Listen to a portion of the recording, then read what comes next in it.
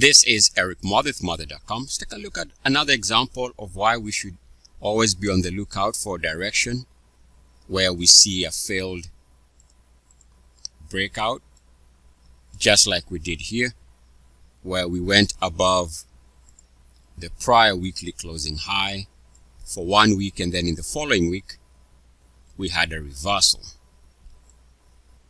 Now notice since then, generally speaking, the momentum for the stock has been net below this level here. So a failed breakout can give you an idea as to where the momentum lies, and a failed breakout is an indication of running out of momentum. Now the exact opposite can also be seen here, where we had a failed breakdown attempt.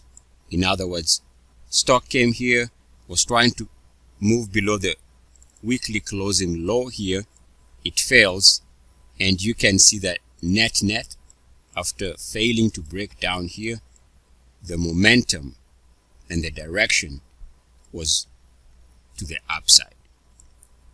So let's say you are trying to go short during this period, then once you saw that this breakdown has failed, it was best to get out of that short position because momentum had switched and was now pointing higher.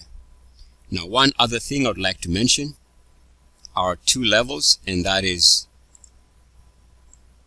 61.8 level and the 38.2 level. Now, what I'm going to do is let's begin with the 61.8 level. I'm going to draw a line somewhere there. And I just want us to pay attention to two weekly closing highs. The weekly closing high here, you can see this was uniform activity rejection. The weekly closing high here during this failed breakout corresponds to the resistance at the 61.8 level. Now, let's draw a line somewhere around there.